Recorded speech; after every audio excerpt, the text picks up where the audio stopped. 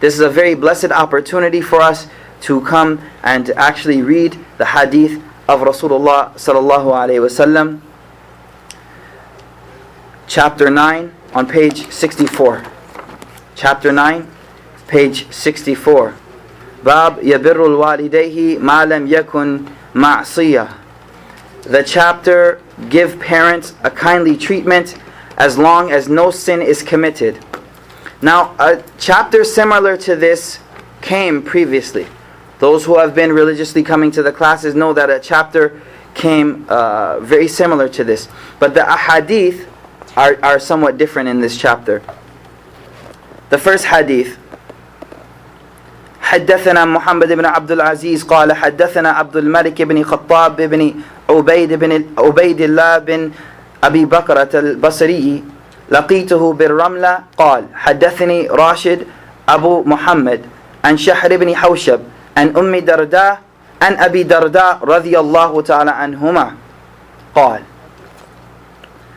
Abu Darda رضي الله تعالى عنه narrates this hadith. He says قال أوصاني رسول الله صلى الله عليه وسلم بتسع. He said that the messenger of Allah subhanahu wa ta'ala instructed me to 9 things.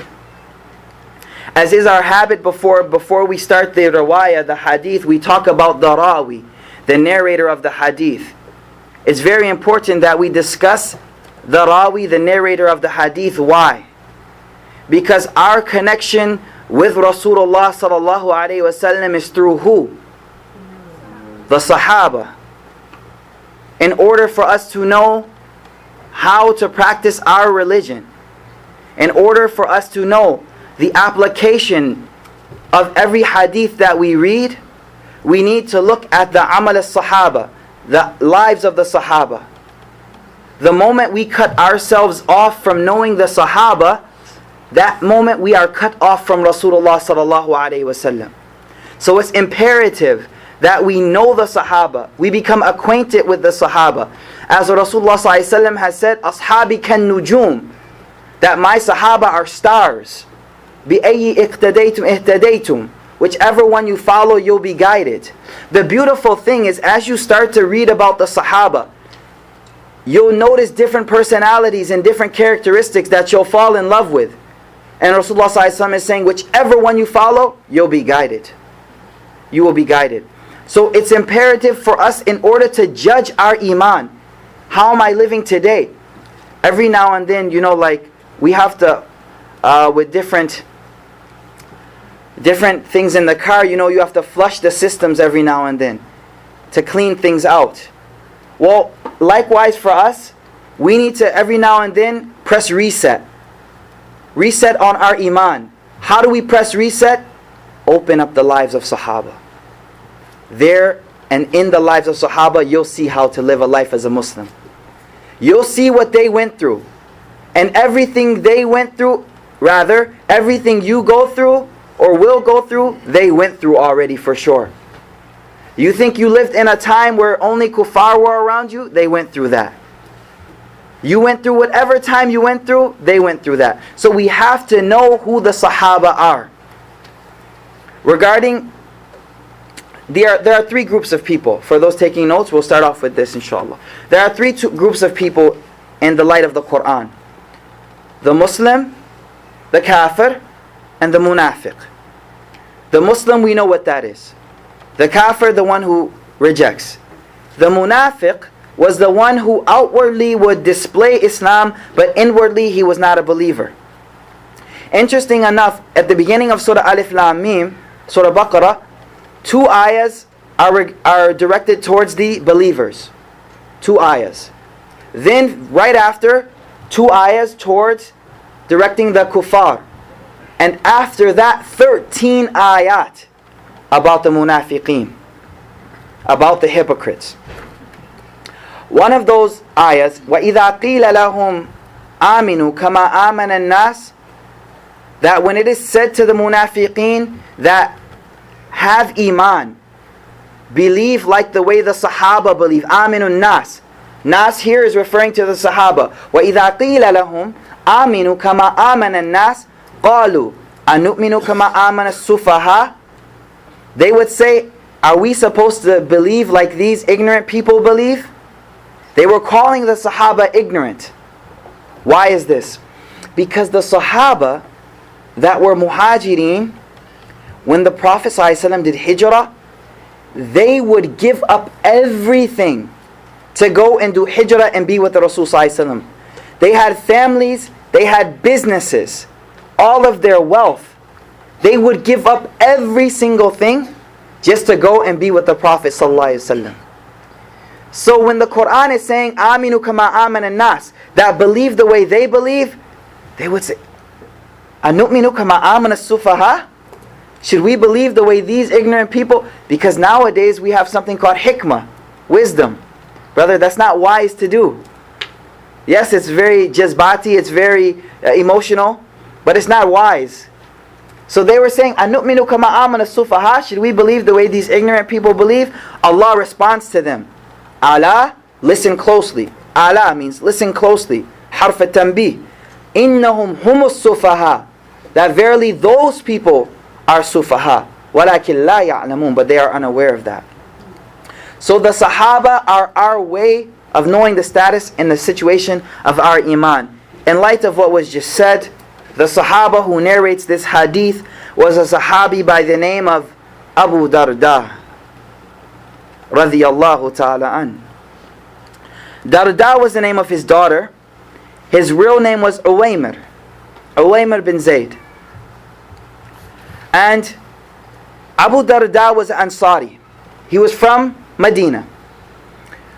But Abu Darda, it took a lot of time for him to accept Islam. It took around 2 years into Hijrah until he accepted Islam. And the story of him accepting Islam is absolutely amazing. The Sahaba were coming back from Badr. What was Badr? Good job, mashallah. They were coming back from Badr. And Abu Darda radiyallahu ta'ala anhu had a very close friend. His name was Abdullah bin Rawaha. Very close friend who had already accepted Islam.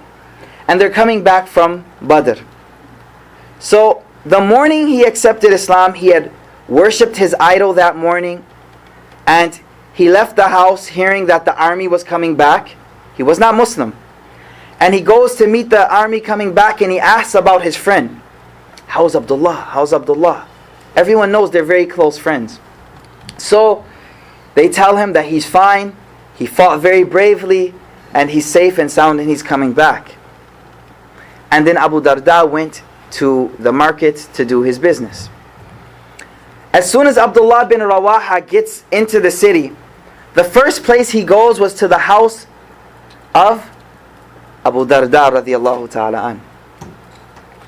And saying hello to the family, he goes into the house and he breaks the idol of Abu Darda, smashes it to pieces.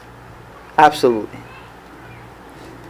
When Abu Darda returned home, he saw the idol smashed to pieces, and he's weeping and crying, and he's talking to the idol, why didn't you protect yourself? Why didn't you protect yourself? And his wife actually at this moment, subhanallah, the Rasulullah ﷺ has even said in many hadith that women sometimes have the capability of saying the exact perfect thing at the perfect time that just hits the heart. Straight to the heart. So she says to him at that moment, who knows how long she was hiding her iman, but she says to him, how long will we oppose this deen? How long will we stay away from the truth? And at that moment it hits his heart, and he turns and he heads to the gathering of Rasulullah ﷺ. Abdullah bin Rawaha is sitting with the Prophet ﷺ, and he says to the Prophet ﷺ, I think he's coming for me. He's coming to get me right now. At that moment, Jibreel alayhi salatu wasalam informs the Prophet ﷺ that no, he's coming to accept Islam. And Prophet Muhammad ﷺ tells Abdullah bin Rawaha, no, he's coming to accept Islam. And he comes and he takes his shahada. This is when he took his first shahada. But because he was so late in accepting Islam, from this point on, his life was a whole different life. There's a statement made by Abu Darda. First we need to understand that Rasulullah ﷺ said about Abu Darda that every nation has a hakim. لِكُلِّ أُمَّةٍ hakim. Every nation has a wise person. And the wise person of this nation is Abu Darda. If we want to study sayings of wisdom, we want to study quotes of different people, we need to connect ourselves. Rasulullah ﷺ is giving him a certificate of wisdom. How many of us have read one saying of Abu Darda? How many of us, maybe today was the first time we heard his name? But this we have to do. We have to connect ourselves to the Sahaba. So there's a saying of Abu Darda which has gone down in the books of history of one of the most profound statements. And the statement, well, actually to understand the statement you have to understand a little bit of the history. What happened, Abu Darda, after the Prophet ﷺ passed away, Abu Darda moved to Damascus. And in Damascus he set up you can call an Islamic university. He had over 1,600 students. And he split all of them up into groups of 10 to study the Quran.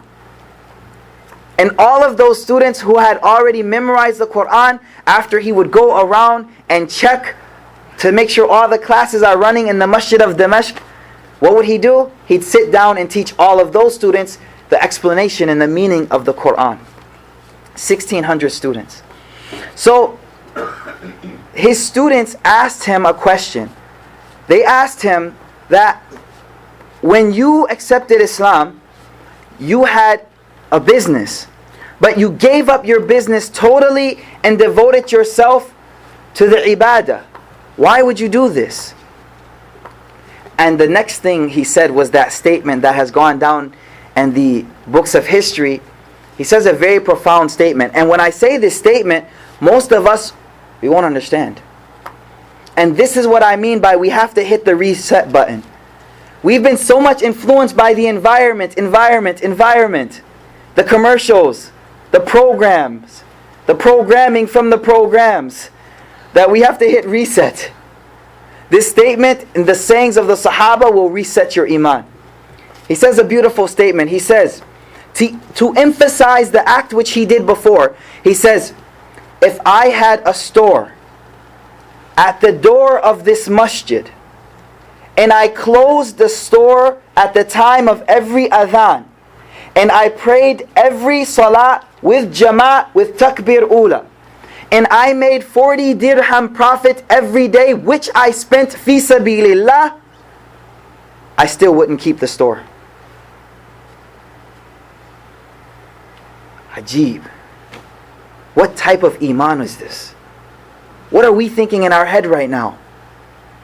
He said, I would not keep the door of the masjid, 40 dirham profit, which I give fi sabilillah, and every salah with jama'ah. I won't keep the store. Because I cannot give preference over my ibadah. My worship of Allah is the main thing. My worship of Allah, I don't even want to sacrifice a second for that. That is because he accepted Islam 2 years late. So he felt that I had to make up.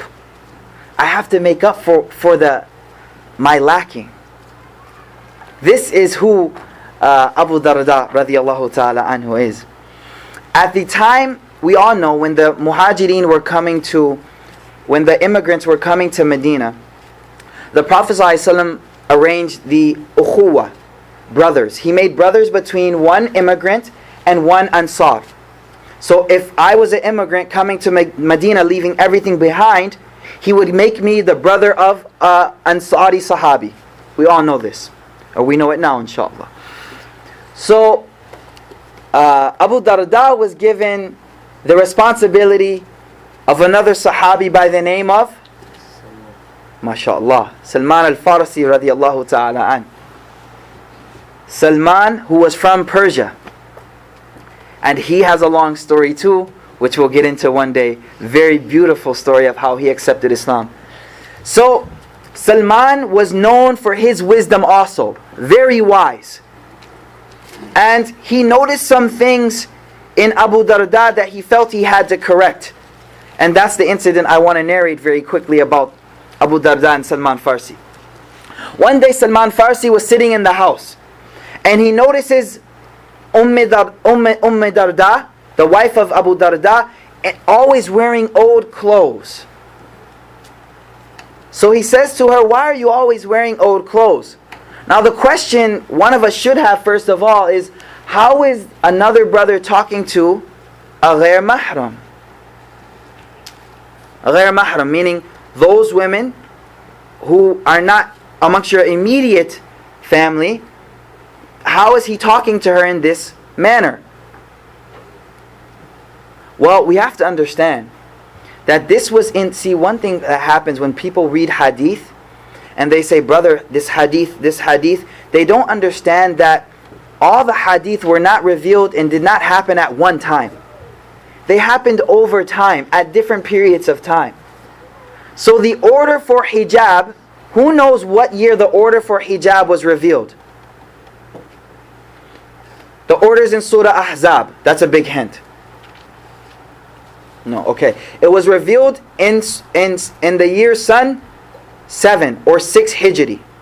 And the year 7 or 6 Hijri, the order of hijab came down. So many times people read ayat or read a hadith where they see there's no hijab being observed. And they use this as a proof. Brother, look at this incident. They don't understand the idea of nasikh mansukh. They don't understand that there's history. Everything happened over time. You need to ask the ulama before we just give judgments like this. So anyways, Salman Farsi asked her this question. She says, my husband has no care for the dunya. That's what her response is. My husband doesn't care about the dunya. So Salman Farsi, that night he says to Abu Darda, he says, you know what? Tonight I want to do the ibadah with you. Can we sleep in the same room? Abu Darda says, of course, no problem, inshallah. So as Salman Farsi lays his head down to go to sleep, Abu Darda stands up to pray. Salman says, hey, what are you doing? You sleep. I won't sleep unless you sleep. I'll leave the house. And Rasulullah ﷺ has made us brothers. I'll go straight to Rasulullah ﷺ and say, I can't stay at this house. I want you to sleep as I sleep too. Abu Darda, okay. He lays down, pretends to be asleep. Salman does the same thing, pretending. After a little while, when he thinks he's awake, he's sleeping, gets up. What are you doing? Brother, please, go back to sleep. Not until the last third of the night, he says, Al-an qum. He says, now Abu Darda, let's stand up and pray to Allah subhanahu wa ta'ala. Next thing. I'm sorry, I skipped one thing. First, what happened, it was time to eat. So he said, I'm hungry. So when it was time to eat, Abu Darda said, you eat, I'm fasting. He said, no, I won't eat unless you're eating with me. What kind of guest are you? What kind of host are you? No, you eat, don't worry. No, I'll go to Rasulullah ﷺ and tell him that I will not stay at your house. You're not being a host. So he breaks his fast and he eats. And he breaks his fast and he eats. The next day when they go to Rasulullah ﷺ, now I want us to keep this in mind. What did they do the very next morning? They went to Rasulullah ﷺ. They did not argue amongst themselves. And remember this point because we're going to come back to this very point later on. Rasulullah ﷺ agrees with Salman, and Salman tells Abu Darda that, O Abu Darda, verily, li'aynayka haqq, your eye have a haqq, li jasadika haqq, for your body there's a haqq, and for your family there's a haqq. Give everyone their haqq. And he taught him that lesson. But look at the wisdom at which one friend is teaching another friend. The wisdom used. When we want to correct someone's action, we need to look at the Sahaba, how they did it. I'll give you an example. And I don't mean to digress, but just one example. We may have all heard this story, but for some it will be new. Hassan, Hussein radiallahu ta'ala anhum ajma'in. They see an old man doing wudu wrong. They see an old man doing wudu wrong. So they say, we have to teach this man how to do wudu, but he's elder. How should we do this with adab? So you know what they do? They say, uncle, can you watch me and my brother do wudu? One of us is doing it wrong. Tell us who's right. They both go and do wudu. The uncle says, no, you guys are right. I'm wrong. I don't know how to do wudu. This is how we teach people. Udu'u ila sabil, with what? Bil hikmah. Call to the right way with hikmah. Another saying, there was another interesting incident, and we'll go on to the hadith, but just so we get to know a little more of Abu Darda.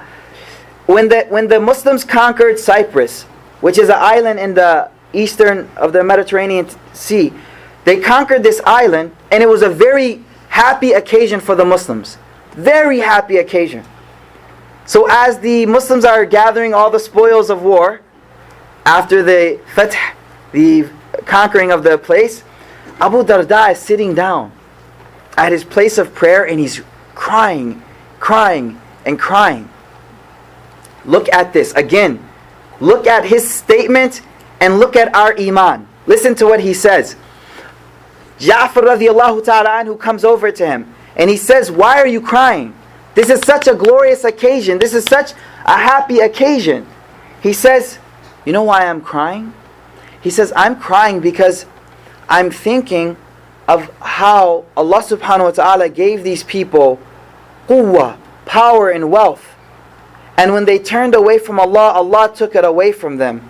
And I'm crying up thinking about the day when the same thing happens to us. And look at his words. Look at these places today. You don't see a trace of Islam left. Look at Andalus, Spain. Look at the place they conquered. Where are the remnants of Islam left? In the museum where you can't even pray anymore. So this is why he was crying. Another time his wife came to him while he was crying. And she said to him, oh Abu Darda, why are you crying so much? And he says to her, listen to this statement and judge ourselves by this statement. He says, I'm crying thinking about when Allah asked me, did I learn His book or not? Listen to this statement. Did I learn His kitab or not? When Allah will ask me, did I learn the Quran or not? Why are you crying? Because if I say, no, I didn't learn the kitab, Allah will say, why didn't you learn the kitab of Allah? And if I say, yes, I learned the kitab of Allah, Allah will ask us, why didn't you do amal upon it? You memorized the whole book. You knew the whole book. It was in your chest. Why did you not do amal upon what you read? And this is why he's crying. So this is the Sahabi Abu Darda, and we'll continue with the hadith inshaAllah.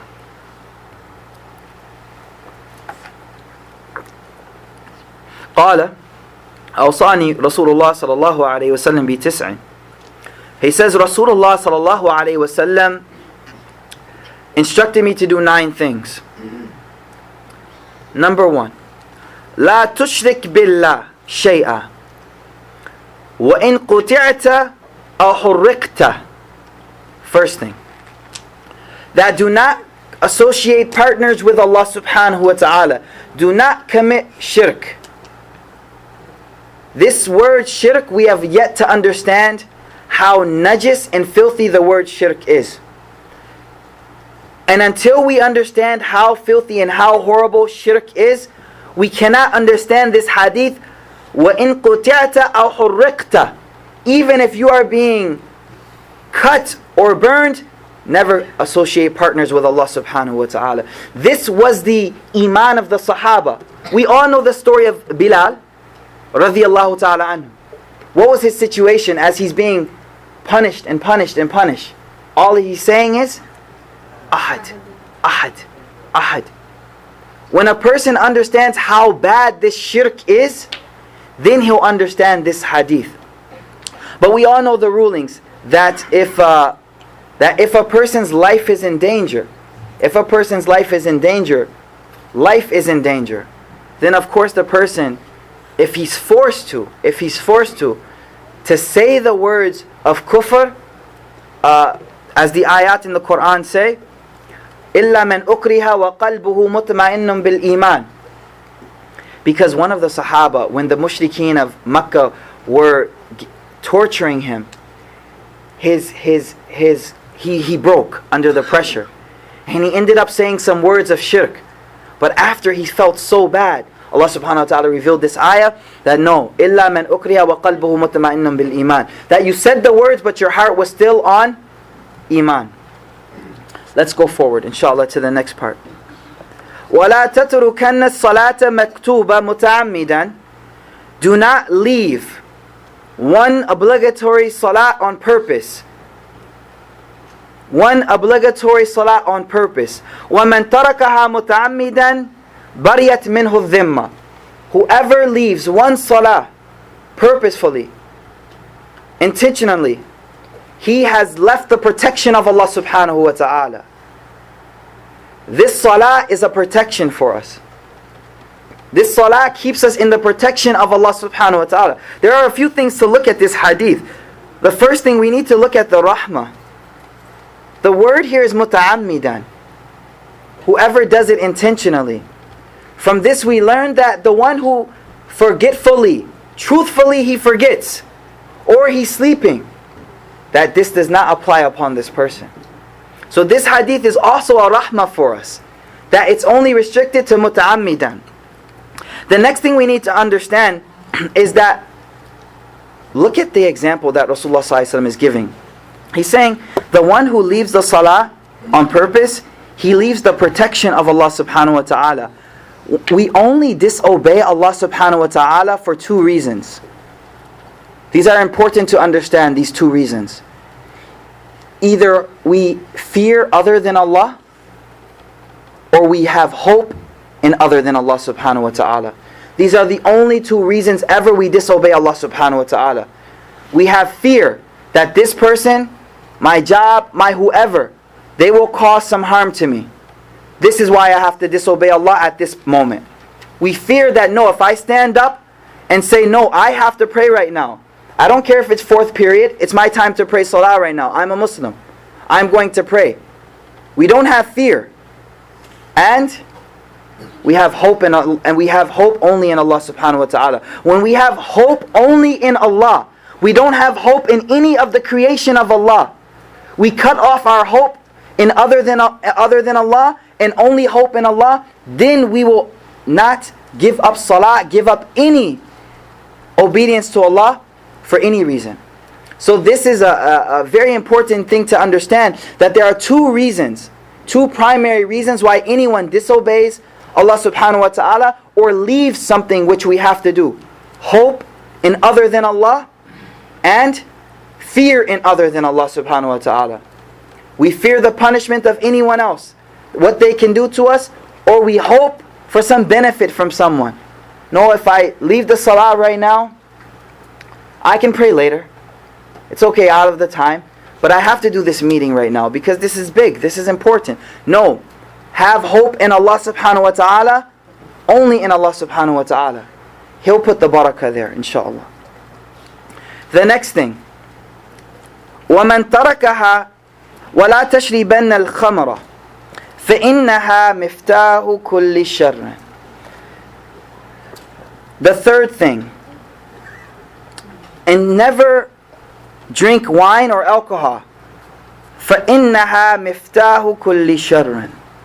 How beautiful are the words of Rasulullah ﷺ, that he says that this alcohol, this wine, is the key to every shar. And as we spoke about in Jummah, how many of us, our community, are deeply involved in spreading this shar around. And then we worry and wonder why our du'as are not accepted. Miftahu kullu shar. That this wine is the key for every shar. Every shar. Interestingly enough, if we look at the American history, what do we find happened in 1920? Good, that's true too. Prohibition. Do you know all those commercials during the football games? How 85% are alcohol related? Well, back at that time, the American government understood the harms of alcohol. It was illegal to sell or drink alcohol in the 1920s. Federal law. Federal law. Not to mention the laws that other states had prohibiting alcohol. Because of the effects that it had on society as a whole. It was destroying the fabrics of the American society. It was destroying the households of the American society. Completely. But when the financial aspect played into it, and the money that could be gained from it, and one more thing, we have to understand and look at the beauty of Islam. How did the order for alcohol come in Islam? The prohibition. People would crave all the time. Yes, meaning how did it happen? All at one time? No. How did it happen? First it was stay away from prayer when you're drunk. Yes, first stage was don't drink when you're about to pray. The reason is because one of the Sahabi radiallahu ta'ala anhu, they had just consumed some alcohol, and it's time for salah. So he stands up and he starts to pray Surah Al-Kafirun. قُلْ يَا أَيُّهَا الْكَافِرُونَ أَعْبُدُ مَا تَعْبُدُونَ. O you disbelievers, I worship what you worship. The total opposite. So the ayah was revealed that no alcohol before you pray. Now a Muslim is praying 5 times a day, so that's really restricting it. And then another incident happened, somewhat funny incident. Ali radiallahu ta'ala anhu, he was getting ready to get married. So he's doing what every other man does before he gets married. He's trying to get some money together. So he had a camel that he had just got. And he was using that camel to move grass and wheat and make money through this camel. So he parked his camel, like car. He parked his camel outside of someone's house. So inside the house they were consuming alcohol. So one of the sisters, who was also drinking, she sings a poem. And it's narrated in Bukhari and Muslim to all the books of hadith. And she said a poem that incited Hamza radiallahu ta'ala an. And she said something like, who will go outside and get us some fresh liver of a fresh camel, or the hump of a fresh camel? And the way she said it, it inspired him, and he was intoxicated. So he jumped up with his sword, ran outside the first camel he saw, and he slaughtered the camel. In the meantime, and he takes out the liver, goes back inside. Meantime, Ali radiallahu ta'ala comes out from a different house. He sees his camel slaughtered, and he just starts crying. He just starts crying because he wanted to get married. And all of his money that he was going to use to get married was just slaughtered right there in front of him. So then he went to Rasulullah crying, weeping, saying, look what Hamza just did to my camel. Rasulullah went to Hamza, and he was so intoxicated that Rasulullah decided not to speak to him at that moment. But this was another incident that happened leading towards the prohibition of alcohol. But the point is, look at the hikmah and the wisdom of the Islamic teachings. It did not come and say that, like the American government tried, that from today, banned. Done. No. Rather, it was a gradual change. To the point that people who lived and thrived off alcohol, when the final prohibition came, the streets of Medina were flowing with alcohol. Because by that time it was easy for them to give up this poison which was in their society at the time. وَأَتِعْ وَالِدَيْكَ وَإِنْ أَمَرَاكَ أَنْ تَخْرُجْ مِنْ دُنْيَاكَ. Now let us remember the hadith we're studying here. We're studying nine orders which Rasulullah ﷺ gave to Abu Dharr radiallahu ta'ala an. So the next one وَأَطِعْ وَالِدَيْكَ, and obey your parents. وَإِنْ أَمَرَاكَ أَنْ تَخْرُجَ مِنْ دُنْيَاكَ, obey your parents even if they order you to get rid of all that you have. See, we have to understand, our parents sacrificed all they had in order to raise us. All the ambitions, the dreams, the hopes that they had, they sacrificed it for you. They sacrificed it so that you could grow up safe, so that you could have everything. So now Rasulullah ﷺ is teaching us. See, Rasulullah ﷺ is teaching us through different examples, through different wordings. If they tell you to get rid of your whole dunya, get rid of it for them. Now what do we see in American society, the situation with parents that are elderly? Now because they are threatening my dunya, my lifestyle, I'm going to push them to the side, and you live alone, you die alone. We'll visit you on Thanksgiving, but Black Friday I'm gone, I gotta go. I'm there Thanksgiving, Black Friday I'm gone. Ajib. You do shukr, you do thanks one day, and then you do the exact opposite the next day, fighting in line to get anything you can get.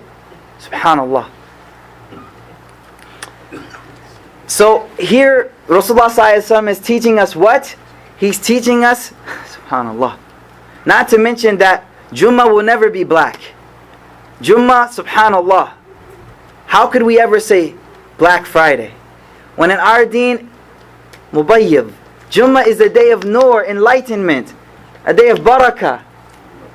Subhanallah, we live at a time when right is wrong and wrong is right. So وَأَطِعْ وَالِدَيْكَ وَإِنْ أَمَرَاكَ أَنْ تَخْرُجْ مِنْ دُنْيَاكَ فَخْرُجْ لَهُمَا, get rid of your entire dunya for the sake of your parents. So it is because of this sentence that Imam Bukhari brought this hadith in this chapter. The next thing, وَلَا تُنَازِيَنَّ وَلَاةُ الْأَمْرِ وَإِنْ رَأَيْتَ أَنَّكَ أَنْتَ. The wordings of Rasul ﷺ are absolutely beautiful. Do not argue or fight with those in charge, those who are given authority, whether it be in the house, whether it be in school, whether it be at work, whether it be in the masjid, whether it be of the country or the county, whoever it may be. لا تنازين ولاة الأمر, never go against or fight with those in authority. See, we have to understand that when there is difference of opinion, Allah subhanahu wa ta'ala says in the Quran, this is very important, as difference of opinion is a part of our life. Ya ayyuhalladhina amanu ati'u Allah wa ati'u Rasul wa ulil amri minkum. Listen closely to this ayah. Allah subhanahu wa ta'ala says in this ayah, O you who believe, obey Allah, obey His Messenger, and obey those in authority. فَإِن تَنَازَعْتُمْ فِي شَيْءٍ, if you have difference of opinion in anything, same word, فَرُدُّوهُ إِلَى اللَّهِ وَالرَّسُولِ. So now, how do you solve this conflict? How do you solve the problem? فَرُدُّوهُ إِلَى اللَّهِ وَالرَّسُولِ إِن كُنتُمْ تُؤْمِنُونَ بِاللَّهِ وَالْيَوْمِ الْآخِرِ. Whenever there is a conflict in the house, whenever there is a conflict at work, whenever there is a conflict at all, the first thing we as mu'min do, according to this ayah, is what? رُدُّوهُ إِلَى اللَّهِ وَإِلَى الرَّسُولِ. What does the Quran say? What does the hadith say about this conflict? Who is correct? Who is correct? But arguing is never acceptable in our deen. Arguing and disputing is never acceptable. There are so many ahadith about arguing. So many ahadith about obeying the amir. In all circumstances, obedience to the amir is of utmost importance. Do you know why obedience to the amir is so important? Because if the amir is a zalim, he is going to be oppressing some people. But once you stand up and go against this amir, and you destroy the situation, the justice and the the order of law, in an anarchy, everyone loses their rights. Under a zalim, some people lose their rights. This is very important for us to understand. Those who study political science need to understand this principle very much. That those that at the time that an oppressor is leading, there are some people who are losing rights. But when we go into a state of anarchy, everyone loses rights. And we see the bloodshed that occurs after governments are toppled. So the Rasul ﷺ said, "Ita'atul Amir," we obey the Amir, except kufran bawahan, except if this person shows clear disbelief. Now a few points on disputing and argument amongst us. There are many hadith. Rasulullah ﷺ has said in a hadith, "Man taraka al-mira'a wa huwa muhiqin," that whoever gives up arguing, even though he be correct, "Buniya lahu baytun fi a'la al-jannah." Listen to this hadith. These hadith we should write like on the masjid wall, in the hallways, or in our meetings. When we have meetings or mashura, we should read these hadith first. "Man taraka mara'a wa huwa muhiq." Ajib words of the Rasul ﷺ. Whoever gives up disputing, arguing, fault finding, even though he's correct, "Buniya lahu baytun fi a'la al-jannah." وَمَنْ تَرَكَ مَرَاءَ وَهُوَ مُبْطِلٌ. And whoever gives up arguing when he's wrong, بُنِيَ لَهُ بَيْتٌ فِي رَبْضِ الْجَنَّةِ. That for this person there will be a house in paradise, in the suburbs of paradise, on the outskirts of paradise. Why does Rasulullah ﷺ say that for the... Look at the wordings. Can you imagine giving up an argument even when you're right? Can we imagine not arguing even when we're correct? That is why the reward is so much. Not only that, it's equally as hard to give up an argument when you know you're wrong. You know you're wrong, but you just keep arguing. You just keep going, arguing. You know you're wrong, you can't give it up. Rasulullah ﷺ is saying what? If you give up argumentation when you're wrong, Allah subhanahu wa ta'ala is giving you a house in paradise. Another hadith which is very important, مَا ذَلَّ قَوْمٍ بَعْدًا هُدًى كَانُوا عَلَيْهِ إِلَّا أُوتُوا الْجَدَلِ. That no nation goes astray, no group of people goes astray after having hidayah, guidance, except that they are given argumentation amongst each other. The ulama say, interesting enough about this hadith, does the argumentation come before we go astray, or does the argumentation come as a sign that you're already astray? Do you understand this hadith? This hadith is saying that مَا ذَلَّ قَوْمٍ بَعْدٍ هُدًى. No nation goes astray after having guidance except أُوتُوا الْجَدَلِ. They are given argumentation amongst themselves. If we find ourselves arguing, know right away, we've already gone astray. We've already gone off the mark. What I want to do though, is I want to look what actually is mara'a in Arabic. What is it to argue according to the Arabic word of mara'a? And I'm going to give it a ta'rif, a definition according to Imam Ghazali, and it's very important to look at this hadith. Then what we will do inshallah, very quickly, we'll talk about arguing, fault finding and debating. We'll discuss why it happens, and then inshallah we'll talk about the cures for this too. So Imam Ghazali says, Al-mara'a huwa kullu i'tiradin ala kalam al-ghayr. He says, mara'a is to do i'tiraz, object, any objection against what the other person is saying. Someone's saying something and we object to that. بِإِظْهَارِ الْخَلَلْ فِيهِ, to show that he's missing something. There's something wrong. Hey, you missed something. Then he goes, إِمَّا فِي اللَّفْظِ وَإِمَّا فِي الْمَعْنَى. Either you're trying to say, yo, you left out something, or ma'nan, like the meaning of what he said, you got it wrong. وَإِمَّا فِي قَصْدِ الْمُتَكَلِّمِ. And then he says, or you say it's about the intention of the speaker. Meaning, you said it right, but that's not what he really means. He's right, but he doesn't really mean that. Now you're looking at his heart. Did he really mean what he's saying? فَإِنْ كَانَ حَقًّا. So what does he say? He goes, وَتَرْكَ الْمَرَى بِتَرْكِ الْإِنْكَارِ وَالْإِعْتِرَاضِ فَكُلُّ كَلَامٍ سَمِعْتَهُ. Every word that we hear, what does he say? إِنْ كَانَ حَقًّا. If it's true, فَصَدَّقَ بِي. Accept that. وَإِنْ كَانَ بَاطِلًا أَوْ كِذْبًا. If it's false or a lie, what do we do?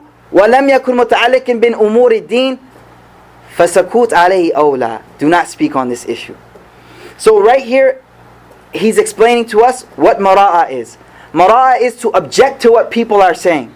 To object, to find faults in what people are saying. This is the beginning of niza'a and argumentation. First thing. Now there's one more word we have to look at, which is mujadala, to argue. To argue. Imam Ghazali says about arguing. He says, فَإِعْتِبَارٌ أَنْ قَصْدِ إِفْحَامِ الْغَيْرِ. Arguing is to object to someone just to shut him up. إِفْحَامُ الْغَيْرِ. Put him down. Put him down. Ajib. إِفْحَامُ الْغَيْرِ. إفحام إفحام إفحام الغير وتعجيزه, and to make him لا جواب, he can't give an answer, to shut him up. وتنقيسه بالقدح في كلامه, and to make him look wrong or bad by finding mistakes in what he's saying. And وَنِسْبَتُهُ إِلَى قَصْدِ إِلَى قُصُورِ وَالْجَهْلِ, and to make this person look ignorant and to look incompetent. So now, Imam Ghazali, after explaining what these two things are, what is argumentation and what is disputing when we have objections to what people are saying. So now what he says here is there are actually two reasons why people get involved in argumentation. Two primary reasons. Number one, there is a sifat, an attribute in human beings that we always want to be a'la, high. Sifatul rububiyyah. We want to be on top. So this attribute of rububiyyah, which is inside insan, to want to be on top, it always pushes us to try to keep others down. First thing. And this is also known as kibr. Imam Ghazali says. This is also known as kibr. Second thing. He says there's another attribute which is sab'iyya, which is the attribute of like predators, you can say, which is to attack someone and rip them up. This is the other attribute which is inside human beings, based on anger. So what Imam Ghazali says is there are two attributes which are found in human beings, and these are the attributes which push people towards argumentation. Number one, to prove yourself to be on top and show this person doesn't know something.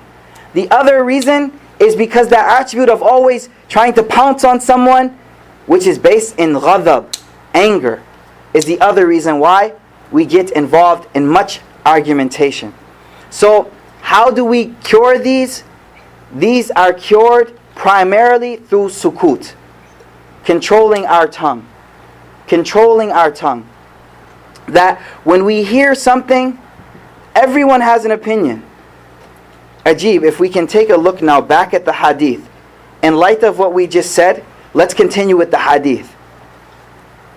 وَلَا تُنَازِعَنَّ وَلَاةَ الْأَمْرِ وَإِنْ رَأَيْتَ أَنَّكَ أَنْتَ. Do not dispute with those in charge. وَإِنْ رَأَيْتَ أَنَّكَ أَنْتَ. The words of Rasulullah are beautiful. It's almost impossible to translate this because it's so precise. وَإِنْ رَأَيْتَ, if you consider yourself anta, someone. Meaning we always want to argue with people when we think we're something. You don't argue with someone until you have that thing inside that, I know something, I'm something. Imam Malik was asked 40 something questions. He said to each question, La adri, I don't know. But today we know everything. We read one book on Islam, we know everything. I know the depths. No. وَإِنْ رَأَيْتَ أَنَّكَ أَنْتَ. Even if you think you are someone, Rasulullah ﷺ says, don't argue with the people in charge. He's not saying don't think you're someone. That's a different topic. In this hadith, even if you think you are someone, don't argue with those in charge, because you destroy the whole nizam. You destroy the whole system of the organization, of the house, of the job. You destroy the whole situation. So in this hadith, Rasulullah ﷺ is saying, وَإِنْ رَأَيْتَ أَنَّكَ أَنْتَ. Even if you think you know something, if you think you are deserving. Another translation of this, that the shurah, the commentators have said, وَإِنْ رَأَيْتَ أَنَّكَ أَنْتَ, yani, if you think you deserve the position. You feel that this guy doesn't know anything. How is he doing this? No. Rasulullah ﷺ is saying, even in that position, never go against the amir. Never go against the amir. The amir of the house, the amir of the family, the amir of the masjid, the amir of work. Whoever the amir is, ita'atul amir. Always obey the amir. وَلَا تَفِرْ مِنَ الزَّحْفِ وَإِنْ حَلَكْتَ وَفَرَّ أَصْحَابُكَ. Regarding the cure for argumentation, if we have the habit of arguing, those two sources of argumentation, which were arrogance and the anger, these two radha'il, these two bad qualities have to be taken care of. You can never take care of argumentation until you get the quality out of you that I always want to be right. I always want to show that I am above. And also the quality of always trying to attack people and to prove them wrong. Until we don't get this out of us, we will not ever get this attribute of tanaza' wal mara'a. We will never get this attribute out of us. And just one way to remember, just remember the first hadith, that man taraka al-mara'a wa huwa muhaq buniya lahu baytan fi a'la al-jannah. That if we give up mara' and we're truthful, can you imagine, brothers? You're discussing something with a brother. You know you're right. But the funny thing is, Rasulullah ﷺ's words are perfect. What he says in his hadith, وَهُوَ مُحِقٌ. Who argues and thinks they're wrong? Who argues and thinks they're wrong? No one. So this hadith, subhanAllah, the words, the more you look at the words of Rasulullah ﷺ, the more hikmah you see coming out. He's saying, even if you think you're right, because everyone thinks they're right. Everyone thinks they're right when they're arguing. So if we think of this hadith, that even if I'm right, by me not arguing, Allah subhanahu wa ta'ala will give me a house in the highest levels of Jannah. This inshallah will encourage us to give up argument. Just give it up totally, inshallah. وَلَا تَفِرْ. Just a few more points, inshallah. وَلَا تَفِرْ مِنَ الزَّحْفِ. And do not flee from the battlefield. وَإِنْ حَلَكْتَ وَفَرَّ أَصْحَابُكَ. And do not flee from the battlefield even if you are destroyed and all of your companions flee. We spoke about leaving the battlefield in previous hadith already. We spoke about how you're betraying the Muslims and the government at a time when they need you the most. And at that time, to run from the battlefield is the worst treachery a person can do to his country. So that is the importance of that. One more point I would like to make. In regarding the battle of Uhud, does anyone recall the reason for the